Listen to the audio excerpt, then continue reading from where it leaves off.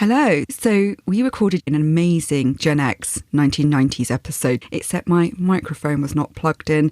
I was absolutely gutted when I went to edit it, so sorry about that. But what we are going to do is drop that episode now on Sunday. So today, I think we've got something pretty special for you. We're actually going to do an update on our Ariana Grande and Megan Fox episode from 2023 and this concept of not being a woman's woman, which I think is worth revisiting in light of this whole Wicked press tour. Yes, and it feels like everyone has been discussing their press tour for Wicked, but unfortunately not for the right reasons. I mean, it has been so weird, like genuinely bizarre. I've been watching all these interviews with them and I keep thinking, are they okay? Is this performance art? What is actually happening? Exactly. So for anyone who doesn't know, Ariana's been doing the press tour for the second part of Wicked, called For Good, and she's been doing it alongside her co-star Cynthia Erivo, who plays Elphaba. And the behaviour, well, let's just go straight to the comments to find out what that has been.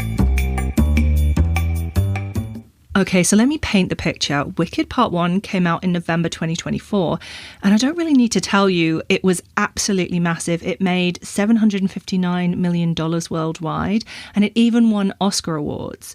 So by the time that they're doing the press tour for Part 2, the stakes are really high. But their press tour behaviour for both Part 1 and 2 has nearly overshadowed the films themselves.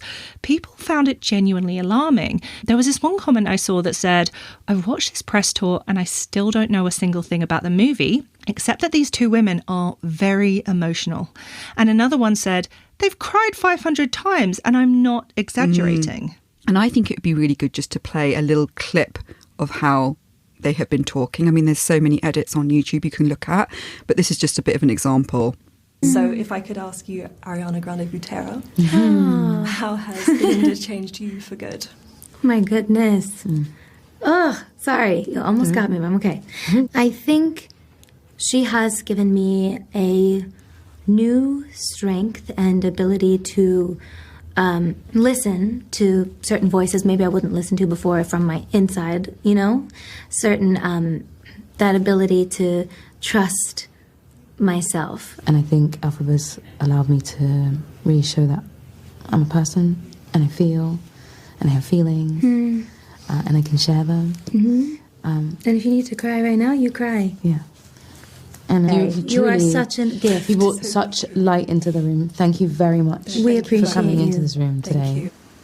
But here's the thing, Sarah, that's got people really talking. It's like there's always like this constant touching each other and they overreact to everything. There was this moment where, and I'm sorry, I do find it funny, a helicopter flew overhead during an outdoor interview and Cynthia got visibly startled and Ariana immediately went into full comfort mode. I saw that. I was really confused. And the comments just show how perplexed people are by it all. So one, and this one had 190,000 likes, said, "Why do they act like they're both made of glass?" Yeah. And then this comment, "And there's the whisper voices. Both of them have started doing this breathy, whisper singing way of talking in interviews. It's like ASMR, but make it a press junket." Yeah, and then it's sort of accentuated with those long nails they have, right? But this has been so dissected online. And one comment said, "I'm completely mesmerised by this clip. It's almost like they are speaking a language I don't understand.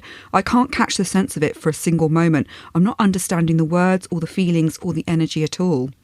And then there was this comment that was particularly disturbing, especially after our recent episode on mental health. So someone actually said, "Make asylums great again." Wow. Yeah, but it does represent this general consensus that people have. And these are people who, you know, obviously don't know them in real life.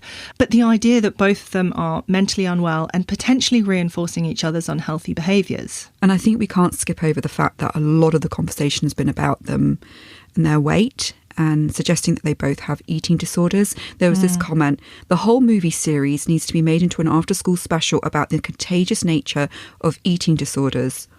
There's also been a lot of discussion about people's obsession with their weight. So Dr. Elizabeth Wassenaar, who's the regional medical director at the Eating Recovery Centre, told USA Today, These comments about how your body is acceptable or unacceptable, it reinforces again that you're not worth more than your body and that you have to present yourself a certain way for the world to find you acceptable.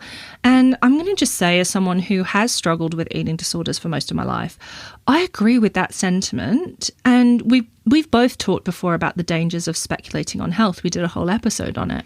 Yeah, we did. And like when people were suggesting that Chadwick Boseman from Black Panther was a drug addict when he actually had cancer.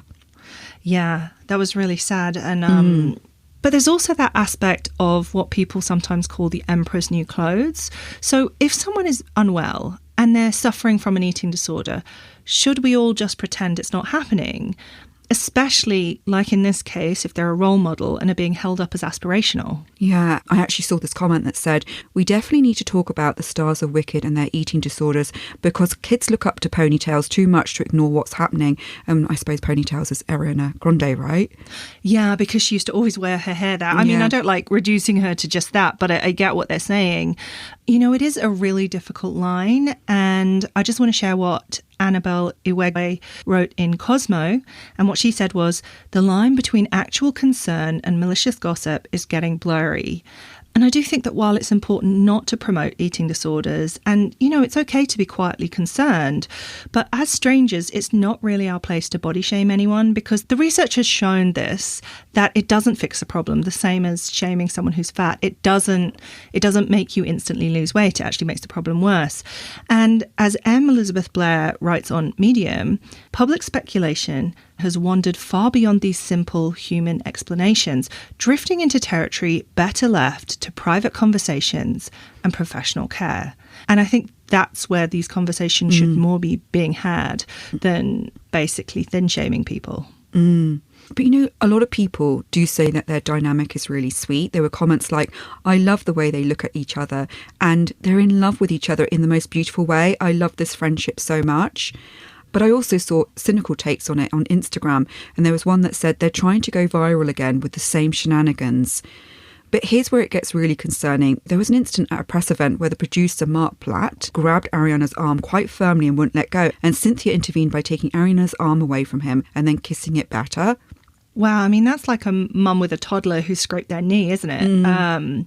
And some people did think it was sweet, but there were a lot of comments like, her behaviour is increasingly bizarre and should be studied. Trying to constantly protect Ariana is reading desperate for acceptance and love.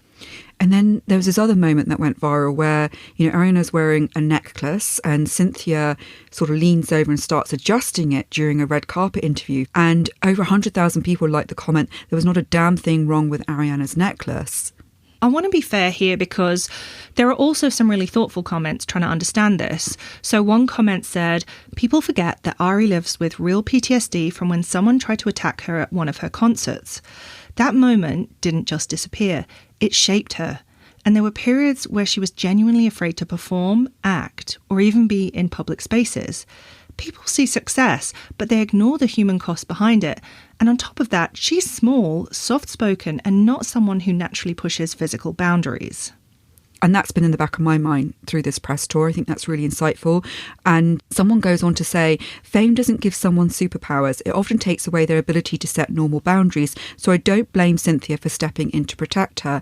But there are also a lot of people that say, they creep me out. It's like Ariana got stuck in character and it's weird. And multiple people said, what happened on that movie set with crying emojis? But I also just want to bring in another layer that I think needs to be mentioned because Cynthia does publicly identify as queer, and I think people are scrutinising their interactions more and more through that lens as well. So one person said, I think Cynthia's got a crush, but maybe that's me. But then another person said, of course there's the lesbian whispers because Cynthia is openly queer, but it seems more like a codependent relationship, big sister, little sister dynamic. But either way, it does feel like this adds more scrutiny to their relationship.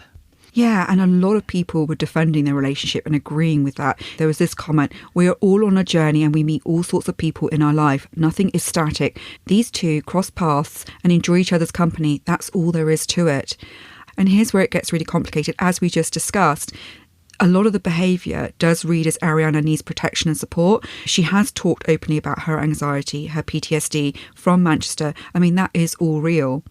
But there's also this real performance to it, the constant crying and this inability to function separately. And as you mentioned already, the intense protective energy that Cynthia is displaying, it has, in a sense, become its own spectacle. And I think that's what people are reacting to. So someone said, I fear we're going to get a documentary in 10 years. Absolutely. And so you've got like this massive divide, right, between people who are genuinely concerned and people who find it moving and people who just think it's performed like nonsense. And here's my honest take. I think what we're seeing is two things, as you always say, happening at once. One, Ariana probably does absolutely. How can we not deny she has genuine anxiety and trauma from Manchester and all the other things that she's gone through? That's real and deserves our compassion. But two, this is the uncomfortable bit, right? I think there has been a decision, either conscious or unconscious, to make that vulnerability into the entire brand of this press tour. Yeah, and it's like they've taken real human fragility and then turned it into something that's being used as content. Yeah. So every interview has to have a moment. Every appearance has to show their bond. And it's kind of exhausting to watch because you just can't tell what's real and what's performance anymore. I think this is where the codependency comes in, because I do think in healthy friendships, it doesn't require constant physical touch and emotional displays to prove it exists. Yeah, well, I mean, we're not in the same country, but when we are, we don't spend all our time stroking each other's hair. We will give each other a hug every now and again, but then there's a little some of my bit friends more. would slap me around the face and say, "You're right." Yeah. But, this brings us back to the original question. Is Ariana a woman's woman? Because this press tour seems to have been designed to show that she is. Look how much she loves Cynthia. Look how bonded they are. But women who are watching this don't seem to be buying it. Not because they don't believe the friendship is real, but because it feels like friendship, as you mentioned, as performance art. It's the difference between having a close friend and needing to constantly prove you have a close friend. And I think those are two different things. Yeah, and maybe with everything that happened, and we're going to talk about this when you carry on listening to the episode, you'll hear about the Ethan Slater situation. You probably all remember it. But there was a lot of accusations that she wasn't a girl's girl or not a woman's woman. And now Ariana really wants to prove that she can have healthy female friendships. But you can't manufacture that, can you? You can't cry and hold fingers your way into being trusted by women, especially when the backdrop is still, allegedly, she started dating a man with a newborn at home. Yeah, and it's really hard to shake that off. But it feels like that's what they're trying to do with this press tour.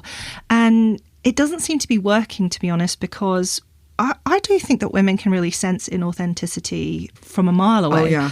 There's also something to be said about the power dynamic. So it's a little confused because Cynthia's the more established theatre actress and she's been doing it longer and she's got a Tony. But when you think of pop culture, it's Ariana who's the megastar. So you've got this really interesting dynamic where it's Cynthia who's protecting Ariana. But, is that protection? Or is it control? Is it care or is it codependency? I don't actually think it's malicious. I genuinely think they probably do care about each other.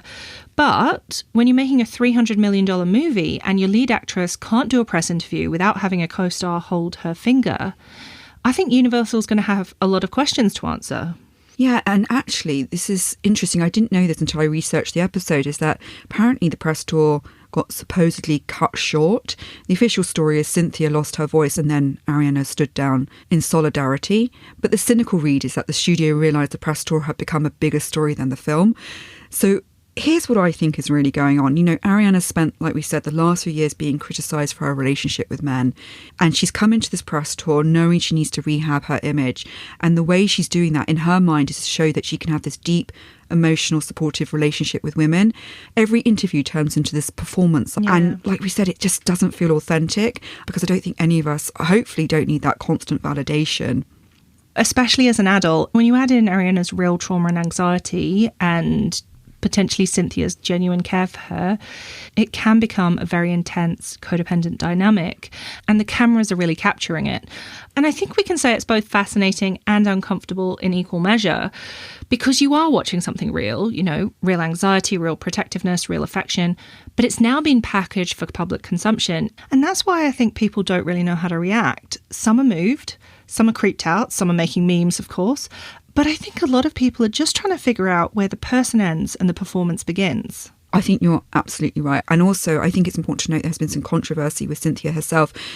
before the tour even started, there was this whole thing where fans edited the Wicked poster and they actually lowered the hat to cover more of Cynthia's face to match the illustration. And Cynthia called it the wildest, most offensive thing I've ever seen. And she said, and I quote, "To edit my face and hide my eyes is to erase me, and that's just deeply hurtful." I definitely understand being protective of your image. I think that's a natural thing, but the reaction was quite intense for what was essentially fan art trying to recreate an iconic poster. And the comments on this were really divided. Some people supported her, saying things like, the optics of editing a black queer woman's face aren't great. But a lot of people were like, what a ridiculous reaction. It's a fan-edited poster. Big deal. Welcome to the internet, Miss Erivo. You must be new here. And someone else said, if this is the most offensive thing that's ever happened to her, then she's led an incredibly privileged, sheltered life. And even Cynthia later admitted, I probably should have called my friends instead of posting about it publicly. So we've got this combination of Ariana trying desperately to prove that she's a woman's woman and Cynthia being quite intense and protective. And it's all become this feedback loop of weird behaviour. And the comment sections are just, like we said, have had an absolute field day. They're memeing everything. People are holding space for everything now. The finger grab is everywhere. There's even merch, Sarah. You can buy holding space merchandise now. So you know now what I need for Christmas. yeah. Which is they'll make something to sell out of everything one day. They really will. And let's be honest, they've accidentally, the two of them, created the most memeable press tour in recent history, which, let's be honest, most of them are quite boring. Yeah, but you also have to ask at what cost, because do people actually want to see the movie now, or do they just want to watch more chaotic interviews? And could it have even hurt their Oscar chances? That's a really good point, because I feel like that's what they're really leading up to, is that big Oscar moment. Okay, so this brings us to our original episode question. What makes someone a woman's woman versus a man's woman? And can you perform your way into being one? Well, I think this press tour proves that you can't, because the harder Ariana tries to show she's a girl's girl through this sort of ultra-feminine, ultra-emotional performance, the more women are put off by it. And it's like the Megan Fox quote we discussed, don't hate me because I'm beautiful. Except now it's like, don't hate me because look how much I love women. So this is our episode from 2023 about Ariana Grande and Megan Fox and what makes someone a woman's woman.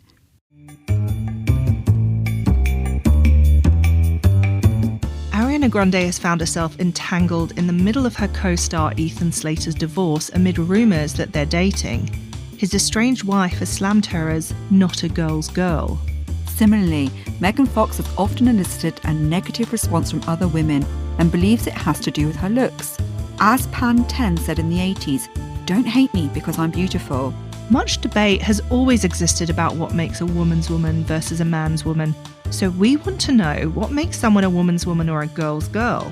Why do some women seem to be disliked by other women? And is it, as some people suggest, really just jealousy? Let's go straight to the comments.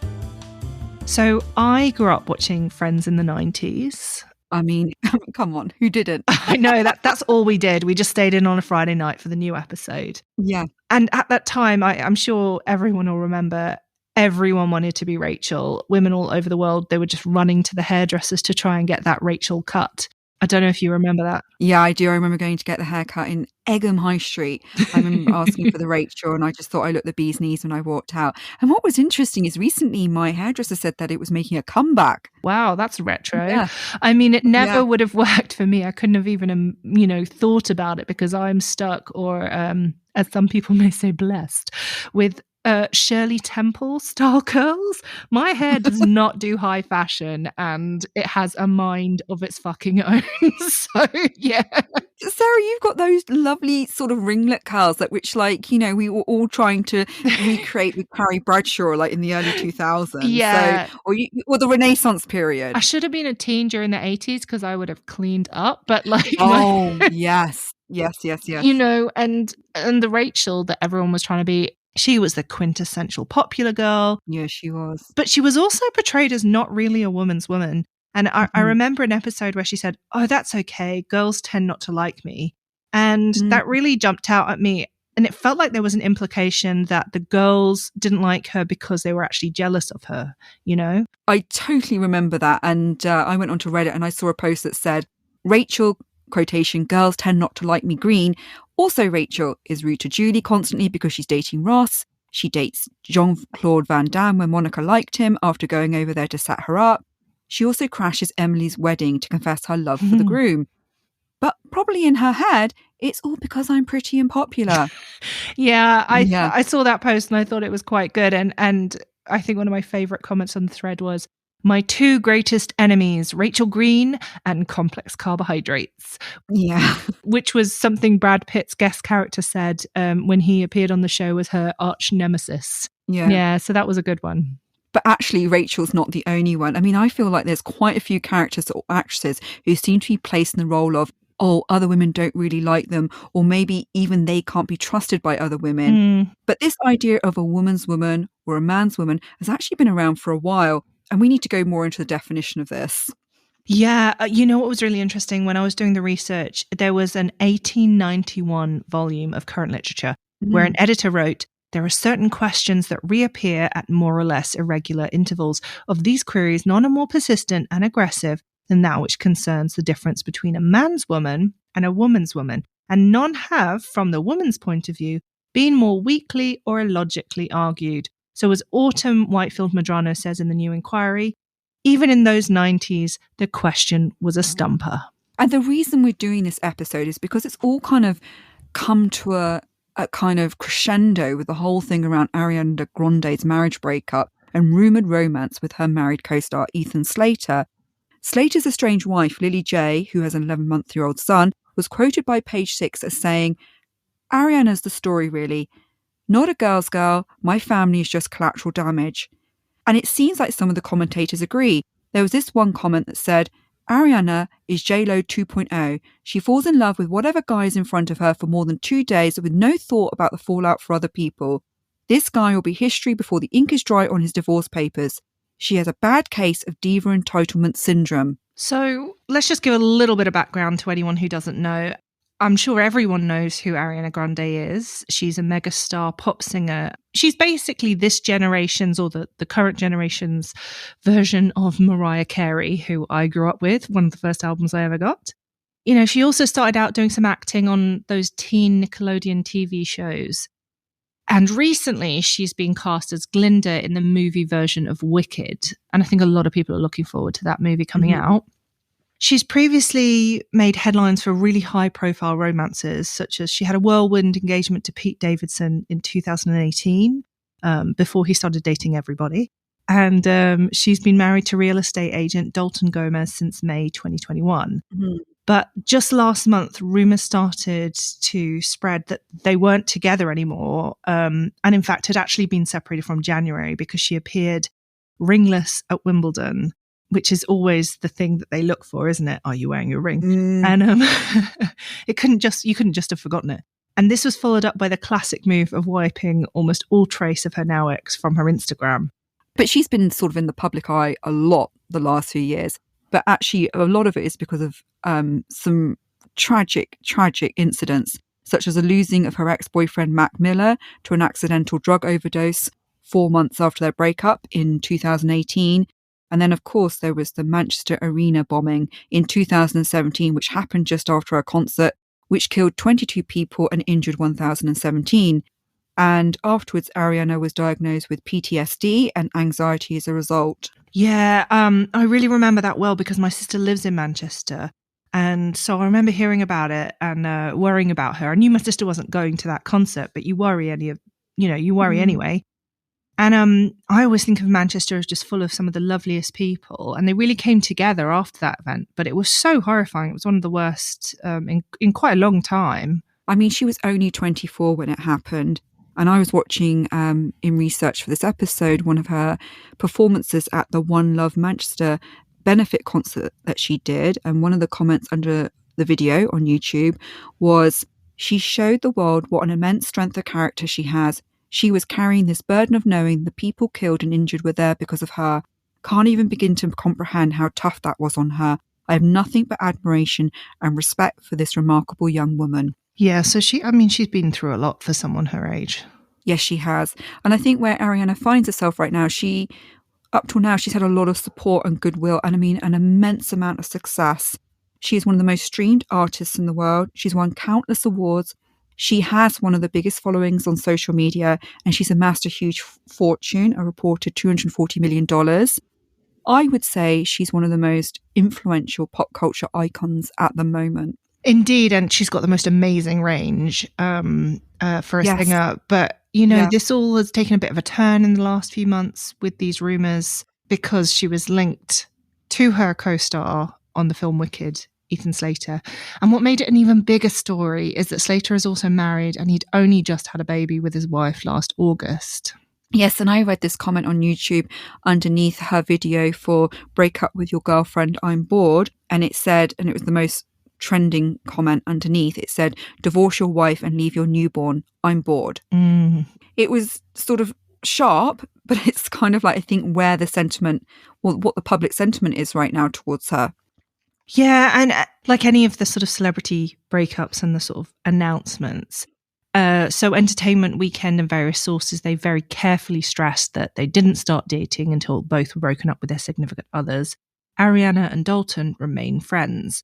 But despite, what's been put out, a lot of people are really skeptical about the timeline. So there are a couple of comments. One was homewrecker alert. Another, we all know that he cheated on his wife and they were not separated. AG is a disgusting homewrecker. She's done this before and will do it again. So people aren't really buying that at the moment. And can I just say that every time there's a celebrity breakup, they always state that they're going to remain friends. But I often wonder, how much does that really happen? And why do you think it's so important that they put out that message? Yeah, it's like, it's always amicable. It's weird because even if you've got a breakup where it's mutual and nothing particularly bad happened, there's always going to be hurt and painful feelings. And I mean, if I think of myself, I've only got one ex who is a really good friend, but I don't talk to any of the others and I don't really want to. It's just, I think when those things are posted, everyone's like, I'm not buying that at all. That's clearly PR spin. It is. And I think for me, I'm just of that school of thought, no, you can't be friends with your ex. You need to just have a clean break and move on. And I often think that the breakups that are really messy is because you're going back and forward, trying to stay in each other's lives, even trying to follow each other on Instagram still.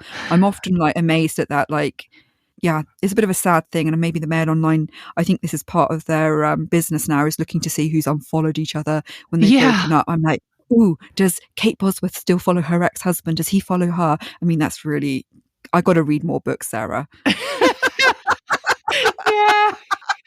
I used to be into reading books, not looking at who's unfollowed each other on Instagram.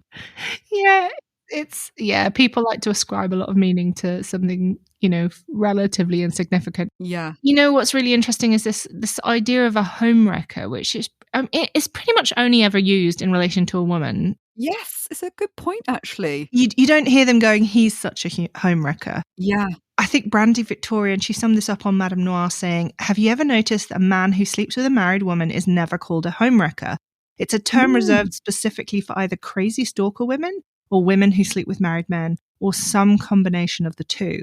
For men, this is a convenient excuse that falls in line with the already tainted assumption that men can't control their sexual urges and have to do what's natural. Therefore, if some homewrecker comes along with a tempting figure and a down for anything mentality, it's almost as if he had no control over the situation and was completely helpless against the temptress's feminine wiles. So, what she's essentially saying is it becomes the women's responsibility for making sure that men don't cheat, even if they weren't in a relationship with them. Yeah, and I mean, that's really the whole thing with femme fatale. So, I'm thinking of Glenn Close. Glenn Close gets all the blame as Alex in Fatal Attraction. And I don't know if anyone remembers this film, but, Demi Moore plays this incredible man-eater stroke harasser in Disclosure from the 90s. Amazing. And the idea is that, that men don't have agency, or it's Michael Douglas doesn't have any agency over himself. he just has to. She overpowered him. Yeah. And a lot of people have been putting this out in the comments. So, for example, on page 6, one of the comments was, I'm not a fan of Ariana. However, she did not take him from Lily J. He went voluntarily. Another one, Jolene. Yeah. Please don't take him just because you can. However, he's the married one. He's a big boy and made his own choice. Blame him. And finally, a comment that says, Ariana is only responsible for what she did in her marriage. SpongeBob is the one who exchanged vows with his wife. He's the one who was... Hold on. Yeah. Sorry. Who's SpongeBob? So he played SpongeBob on Broadway. So that's why they're referring to him as SpongeBob, because he did play SpongeBob SquarePants on a Broadway thing. So a lot of people just call him SpongeBob. I didn't know that about him. Okay, no, carry on, sorry. So basically it says SpongeBob is the one who exchanged vows with his wife. He's the one who was unfaithful and lying. Don't know why folks always want to place the majority of the responsibility on the other woman. Again, if Ariana was cheating on her husband, then she has to own that. She exchanged vows with him. I think I do think they've got quite a point with this aspect of it. For sure. But this really bothers me. Why do people tend to blame the other woman more than the man who, he's the one in the relationship? Is it really just because we think men are powerless over their sex drive? Going back to our Brad Pitt and Angela Jolie episode that we did. Yeah. Everyone's powerless to Angelina Jolie. I mean, women as well. Yeah, exactly. Yeah. Well, I mean, I think that is definitely one aspect that's there, whether people are conscious of it or not. But I think there's another reason, and that it's definitely emotionally easier. If you still love your partner, you might not really want to blame them fully, because you might want to eventually get back with them. Also, so in a piece for Time, relationship psychologist Brandy Engler, she noted that society's tendency to blame the person who your partner has cheated with rather than your partner can be because it's easier to turn to rage and a desire to attack another person than it is to deal with shame. And what she means by that in terms of the shame is, I suppose if someone rejects you, the first thing that we all go to is, what's wrong with me? Why was I not enough? I must be rubbish. That's that whole classic rejection thing. It's always about there's something wrong with us, not the other person. Mm-hmm. And Engler goes on to say, also, if the public narrative is to put the burden of blame on men, that would make us feel hopeless and sad about men. But if we can villainize one woman, we still have reason to hope. And it provides a collective discharge of angst about our fears of betrayal. But it does remind me of our section where we talked about Angela Jolie and Brad Pitt in our episode about celebrity breakups, about the idea of the temptress stereotype, similar to the femme fatale. It's just one way of splitting women into sort of good or bad, virtuous or whore. But when Ariana is referred to not a girl's girl, is that just what we're talking about? Not entirely, because I think there are different versions of not a girl's girl or a woman's woman. So, at the very basic level, you can talk about women who just prefer the company of men to women.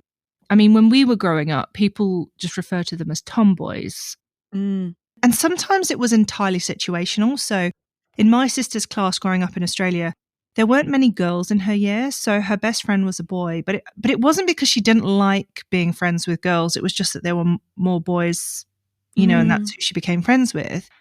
There's also another element of a woman who specifically courts the validation of men. So Autumn Whitefield-Mondrano describes one type of a man's woman as, maybe you identify her by the way she sits listlessly among other women, but when a man comes along, she's suddenly able to brighten up and in a moment become brilliant and beautiful. That's so well put. I definitely have been in those situations. Yeah. But I think we've all known a friend, or even been the friend, who needs the validation of men more than women, especially when we're younger, when we've really brought into the message that our worthiness as a female comes from being seen as attractive. Absolutely. I think we all have at times. And there are some people who've continued, that is how they still are. They haven't outgrown that. But I think in that quote about Ariana not being a girl's girl, it's not just that she wants the validation of men, but it's what's implied in that quote is that there's a mean girl element. So it's not just that she's not supportive of other women, but this idea that she may be betraying the sisterhood, that maybe she's deliberately competitive with other women to the point of actively going after other women's men on purpose. So, for example, people have suggested that there was one DM comment that said, she never goes after single men. Some women love the challenge. I've never really understood that. I think I understood innately from a young age not to go after other people's boyfriends or crushes. I don't see that's a challenge, just I think being unkind and a bit problematic, really problematic. It's just so stressful as well. I mean, as soon as I know someone's in a relationship, I don't find them attractive anymore. And if anything, if I make a male friend and I know that they're in a relationship, I go out of my way to be really nice to their partner and make sure they know that there's no threat there. And that's not just me playing a game. That's me genuinely being like, you don't have to worry about me, seriously. Yeah. And I automatically put them in a platonic role. But interestingly, some studies have actually found that this isn't true for a lot of people. So there was one study that found in that study, 90% of the single women they polled were interested in a man who they thought was taken versus only 59% when they thought he was single. I don't believe it. I know. And that single women may poach married men because they enjoy the thrill or they prefer a partner to whom they do not have to be accountable. So I was quite shocked at that, to be honest, when I came across that. I almost just can't believe that. My jaw dropped. I mean, 90% of single women are more interested they think he's more desirable, right? If he's in a relationship than if he's left on the shelf, it's like, okay, nobody wants that toy. No one wants to pick that one up. Okay. Yeah. So it's interesting. I haven't fully dug down into the thing. I think it was that they were interested in a man. Whether they would actively pursue him is an entirely different thing. So you might just be more attracted to a man if he's in a relationship, but doesn't mean that you would actually specifically go after him. Right. And like you said, there is perhaps that subconscious element of as soon as you know something's wanted, it's rare, it's desirable, then it's more desirable to you. So kids with toys, you know, when you're a kid and you're like, oh, I'm not interested in that toy anymore. And then your sister or another kid wants it and you're like, hang on, I really want it back now. It's really appealing. So I'm thinking that there's an element of that there. Yeah, I think we all know, don't we? There is that girl code. Girl code. Yeah. Don't go there. Especially with each other's crushes. Yeah. Look, it's really hard as well because, I might have a random crush on someone I've never even spoken to. And then it's not like I can put dibs on everyone. So everyone has a different line in their head of what's appropriate. So, yeah. I might have a huge crush on Greg Davies, but that doesn't mean that if one of my friends actually met him, that I would be angry with her for talking to him. Do you know what I mean? I don't have any claim on him. He doesn't know who I am. It's like, no. But if, there's someone and they know that you've got like a thing that you're developing with someone at work and they know there's a vibe and it's kind of reciprocal and they specifically go in there and deliberately flirt where there was nothing there rather than, I also feel sorry for girls, say, we were just friends and then I had a crush on a guy but hadn't really told him and then he came up to my friend and asked her out. Then you're like, oh, this is not really her fault that he fancies her. It's just so messy. You can't control. Yeah. You can't control. And that's the thing, you can't control who likes who, but it is just like there are certain lines. Yeah. Yeah. Do you value your friend? Are you going to really do that? Are you going to do your best? So bringing it back to Ariana and if she's a girl's girl or a man's girl, it seems like she's very clearly marketed to appeal to both, but with the emphasis on girls and young women, particularly teen girls. And when I think of her, she has this really ultra girly image, the high ponytail, and she sort of comes across as someone that you really want to be friends with and hang out, part of her gang. And she often collaborates with other women and speaks openly about feminist issues. So the question is, if this scandal is going to negatively impact this image that she has as a girl's girl, or has it been about the male gaze all along? And is she that girl that will steal your boyfriend? But Ariana isn't the only one who's been on the receiving end of other women's lack of approval. Another woman who often faces a lot of negative comments is Megan Fox, or as I think of her, Foxy Megan. Yeah, well, I mean, she was huge when the Transformers films came out. But lately, most of the stories are about her recent tumultuous relationship with Machine Gun Kelly, the rapper. And she's been called out a lot for sexy posts and controversial statements. So, for example, to announce their joint GQ cover in 2021, she posted on Instagram the cover photo, and then her text was, "The tale of two outcasts and star-crossed lovers caught in the throes of a torrid solar flare of a romance featuring feverish obsession, guns, addiction, shamans, lots of blood, general mayhem, therapy, tantric night terrors, binding rituals, chakra sound baths, psychedelic hallucinations, organic smoothies, and the kind of sex that would make Lucifer clutch his rosary." But can I just say, what kind of Lucifer has his own rosary? Isn't he supposed to be anti-Christian? So I'm just going to call bullshit on that last one. But yeah. But what is this about organic smoothies in there? Did she make a typo orgasmic smoothies? Because everything's so sexual. What's tantric night terrors? I understand all those words separately. I do not understand them all together. Look, Sarah, you know I'm 46. I'm down with the therapy and the organic stroke orgasmic smoothies. You know, and I will take the chakra sound bath, but I'll probably leave the rest. And you know what's ironic is it talks about the tantric night terrors. I once lived in a tantric ashram, and I do not know what the fuck that is. So, yeah, I mean, yeah, I'll just put the rest. I'll put it down and walk away. But I kind of like it. It's kind of, that's so She's epic. out there. It's kind of the best copy. I mean, I'm going to have to raise my game for our Instagram. But as far back as I can remember, which is probably 2009, there was a lot of talk of Fox.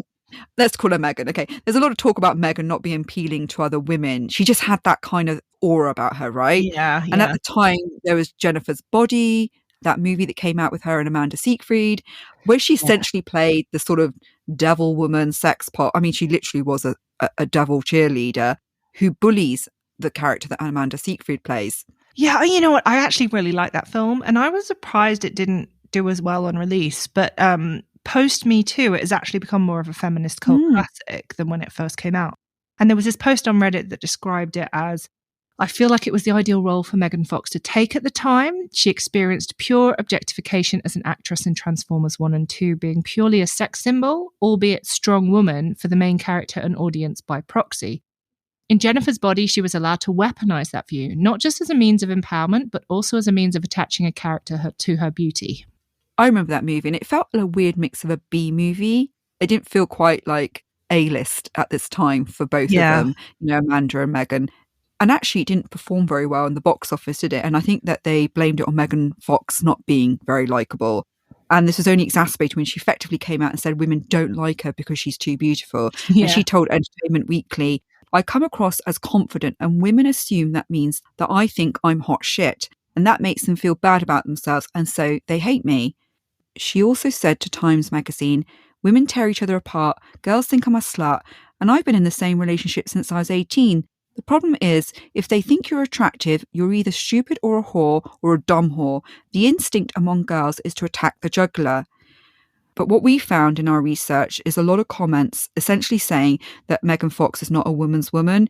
And I found this comment, I don't like Megan Fox because she does not appear to like other women and seems to go out of her way to let this be known. Yeah, well, I mean, jealousy can play a role in whether women are seen as women's women, as she suggests, especially if there's a feeling of competition, that there's only so much attention and love and validation to go around. And also, instead of us all being individuals, there are these ideals that we're being directly compared to, and that's very stressful. So one comment that highlights this is that I found on Jezebel was, here's where it might be coming from. If one's mother keeps saying, why can't you be like that girl down the street? You're going to resent that girl down the street. Same with a friend of mine whose now dumped boyfriend kept joking that he wished she was Angelina Jolie. She now finds Angelina extremely irritating. I think if my ex-boyfriend did that, I'd also find her irritating, but I'd be more pissed off at him. So, but yeah. Exactly, Sarah. And I think it's interesting because I've got sort of first-hand insight into this as a very beautiful woman. No. Yes, you are. You know, I sort of incite hatred everywhere I go. No, but someone very close to me growing up was a very beautiful woman. And I remember them saying that when they were at school, they had long blonde hair in a plait, and these girls sort of ganged up with those big school scissors, you know, and cut her plait off her hair. And she said, I've been the target of other women's hatred all my life. And she said, you know, I go to dinner parties and we'd all be married, but the women were like, you could see them just looking at me and scared to death I was going to look at their husband, like as if suddenly they were just going to turn and run off with me. And it's been difficult because this person, very, like I said, very close to me, said that she's a very loving person, very into supporting other women. But it's actually, she feels other women go out their way to make it known that she's not welcome in their tribe. You know, she's not welcome at the dinner table. And I've personally witnessed this, you know, and so I feel like this is a truth. Women don't like overly beautiful women being around them. No, I do think that definitely does play a role sometimes. And I would say it plays a role for some women in some cases. But the bugbear that I have is that this idea that jealousy is the only reason that you might not like someone. So it's essentially the Pan-10 approach of don't hate me because I'm beautiful. It's such a convenient way of avoiding any responsibility for behavior that might not be the best. You know, if someone goes, oh, you don't like me because you're jealous. And it's like, no, I don't like you because you're an asshole. Like, you happen to be beautiful as well, but that's not the reason I don't like you. And the truth is, you know, we're capable of multiple emotions. We can be jealous and also legitimately not like someone because of their behavior. The thing I don't like is the way that often certain men will specifically blame it on jealousy, because I think it feeds into this idea that they have that women are petty and bitchy. Mm-hmm. So I remember being at uni and there was a girl I didn't really like in my year. And I didn't really like her because she kept trying to manipulate me into doing her homework for her. And she definitely treated the girls differently to when guys were around. So you could see that sort of double-sided thing. And a male friend of mine once said, oh, girls don't really like her because she's pretty. She's really sweet. And I was like, no. She's not sweet.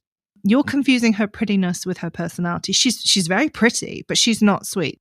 And if I was jealous of beauty, then I wouldn't like anyone who was conventionally attractive. And one of my best friends at uni is probably one of the most stunning girls ever. So I wouldn't have been friends with her. That doesn't make sense. And I can list loads of women who are stunning, you know, that I really like. So Kate Winslet, Kim Basinger, Eva Mendes, Margot Robbie. I can just list loads. So I would never like attractive women if jealousy was always the key to that.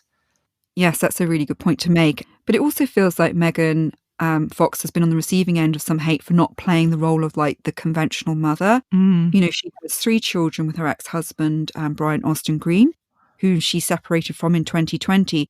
And then she was immediately linked to Machine Gun Kelly. And she regularly posts sexy photos and talks openly about her sexuality. And many people seem to think this makes her a bad mother. And someone commented on a photo shoot she posted on Instagram with, "Where are your kids at?" But actually, Megan has hit back, calling out this double standard. Do you ask their dad when he's out? No, because you don't expect a dad to be with the kids all the time. But I'm supposed to be seen and be at home with my kids. They have another parent. I have to leave, and sometimes I don't want to be photographed, and they don't come with me. This whole year, I've been very surprised by how archaic some of the mindsets still are in some people. Yeah, I understand that point. And I think it seems very much like there are various things that Fox has been criticised for. But I found this really good description of why she doesn't appeal to women by Hortense Smith on Jezebel. And she said, women don't hate Megan Fox because she comes across as confident. They hate the Megan Fox archetype because in a way it validates all of the high school notions of what sexiness is. Porn star poses, slow motion boob shots, and references to lesbianism and bisexuality as kinks instead of sexual orientation. What Fox is marketed to represent is exactly what the bad girls who came before her were marketed to represent. A naughty, slightly crazy, as of course no sane woman would ever say such scandalous things, woman who uses her sexuality to get what she wants. And for many women, the idea that we need to put on our best sexy face and be a man-eater to feel empowered or sexual is an irritating one. She is the personification of the Cosmo brand of sex, and that is why women find her so annoying. And I just thought that summed it up so well. Mm-hmm. And so much that it's the archetype, not just her. But yeah, I think this is also reflected in the comments where people call her out for her own self-objectification. So, for example, there was a comment that said, "This woman can turn heads dressed in a potato sack. Why then does this mother of 3 display her near nakedness to us? Is she scared of becoming obsolete in a sex-obsessed world as she approaches 40? Pretty sad. Stop appeasing men." Look, I think they're really good points about Megan. And I think the question is that who's doing the marketing? Is she doing it on herself or someone else? Is it the media industry? Because whenever I've seen interviews with her, she seems very honest and quite vulnerable and in on the kind of media game. And lots of people credit her for being outspoken and smart. Like this comment I found on YouTube to one of her interviews. Megan is a lot more humorous, intelligent and witty than the media allows us to give her credit for. And like I said, to me, she seems very self-aware and she's sort of playing the game. Yeah.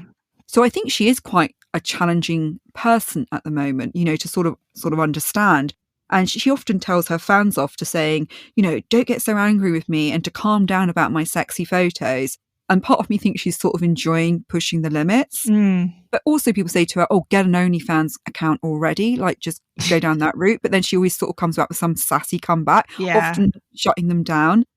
But I like this Instagram comment about Megan Fox when someone was sort of attacking her on her Instagram. She is the dark feminine energy we all need right now. And that Jennifer's Body was actually a documentary. And that, can Megan, please, can you do a remake of Poison Ivy with Margot Robbie? My bisexual heart would explode. And I'm kind of down for that as well. Yeah. Because I think maybe Megan brings out the bi in all of us, Yeah. Everyone on the planet. Yeah. I think what's really hard is she's almost become a parody of herself. And it's like, where is the Megan Fox, the persona, and where is Megan Fox, the real person? And she has actually openly spoken about having severe body dysmorphia, feeling really bad about herself. Mm-hmm. And I love that she's open about that, despite what she obviously looks like. And everyone would think she's super confident. She sits in a very complex intersection of these issues. And I don't really know where I stand on it. No, I shouldn't end with that. No, but I think we should sort of say that she is someone you can't just put down in one thing. Yeah. Is she a woman's woman or a man's woman? I think it depends on if we're talking about the image of her or who she really is. And I'm not sure that many people know who she really is. So an interesting offshoot of the woman's woman or a man's woman is something called the pick me girl.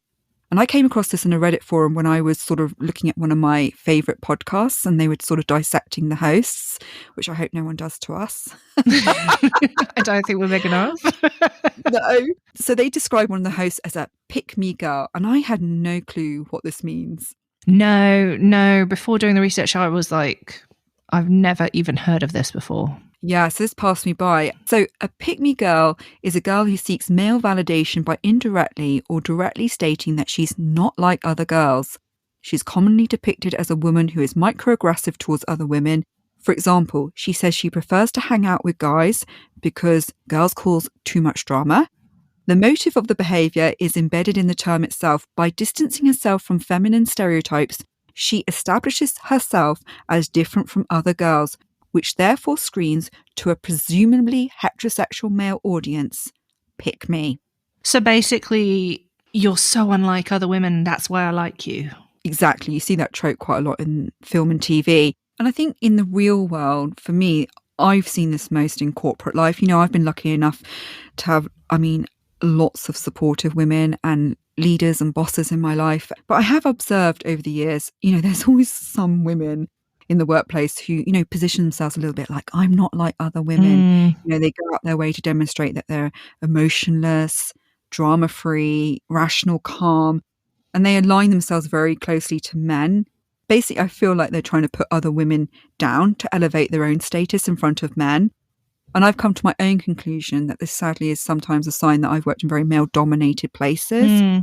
They feel like all men have got all the power, so they've got to kind of get their approval, and we have to kind of fight each other to sort of get in the door and then up the ladder. Well, it's weird for me because it sounds like internalized sexism, but then also it can be, I've only been on the opposite side of it. So when I was doing boxing, it was more that I was irritated by the girls who are overplaying the girliness to appeal to the men. And so maybe they would have called me a pick-me girl. I wasn't really trying to be picked, but I was just like, let's just get on with this and try and get the respect. I don't want to be treated differently to the boys. I wanted to, but that's a whole different thing, I think, maybe. I don't know. I think that's a really fair point to make because I do honestly think that some women and just innately have got those traits, and I'm not trying to make them masculine or feminine. But what I'm trying to describe is this sort of, I don't know how you can put it, like the not like the other women performance. You feel very calculated. A little bit sad, like I said, because you do feel like, well, actually, is it because we're all like in this system of patriarchy and we all have to fight each other, to kind of get our places and kind of stab each other in the back. But I do think that this term, it's sort of sad because it sort of insinuates that, all women are kind of the same. Femininity is bad. Like I said, it creates this competition. Yeah, I think that kind of we're sort of set up to fail a little bit. Yeah, well, when we were doing this research, I came across this quote by Kayla Tricozo on Modern Intimacy, and she said, "The pygmy girl mentality is born out of an attempt to avoid those painful feelings and revel in the idea that out of all the available girls men can pick from, they picked her. If that means she must renounce other women to secure that feeling and safety, that's something she's decided she's willing to do." So what are your final thoughts, Sarah? We've seen that there are some women who just rub other women up the wrong way, and Megan Fox has fit into this camp for most of her career. But Ariana Grande has only recently come under fire for this after being accused of effectively breaking the girls' code. And it takes us back to the animal kingdom, where there has always been competition within the sexes. So for mates, for resources, even just for status. And this seems to be what we're really talking about when we call someone a woman's woman or a man's man. And it assumes that there are two separate teams, women and men, and that you either appeal to one or the other, and that their needs are completely incompatible. It also assumes that you can't be multi-layered and have aspects that are both feminine and masculine. And the reality is we are. We're all complex beings that can be different things in different situations. And men and women don't have to be in competition. We can all be on the same side despite our differences. What's more, most of these archetypes and labels that we use, like mean girl, homewrecker, man-eater, femme fatale, temptress, slut, they're more often than not aimed at women, and they're built from the idea that women can be grouped as morally good or bad, virgin or whore. Oftentimes, they're used to try and shoehorn a woman back into their expected role if they've tried to step out of line. That said, we've all known people who are competitive to the point of saboteurs, whose lack of self-esteem sadly drives them to repeatedly screw over others to feel validated. Mostly, I do try to feel compassion for them because they obviously feel so unworthy that they have to behave in this way. But that doesn't mean I don't protect myself. If I know someone is like that, I'm not just going to give them unlimited access to my life. But if I have a partner who can be lured away, then as much as there is enough blame to go around, he's the one who is ultimately at fault. And in the end, throwing blame around isn't actually going to take away the hurt and betrayal that I feel. Yes. And I've got a quote from you from the new inquiry about Drew Barrymore, who's considered the quintessential woman's woman. "Hire a woman's woman on your sales team and you have insight into the heart of all women. Put her on television and you've got yourself a successful talk show hostess. So hire me and Sarah." Yeah, we're just a call away. Thanks for listening, and we'll see you next time. We'll see you next time. Thank you to our lovely producer, Emily. If you enjoyed today's episode, please don't forget to leave a review and subscribe. It really does help us in reaching more people. You can also follow us on Instagram. Our handle is @S2TC Podcast. You can find out more about the show, get behind the scenes, come and say hello. Until then, see you next time. This podcast has been produced by Emily Crosby Media.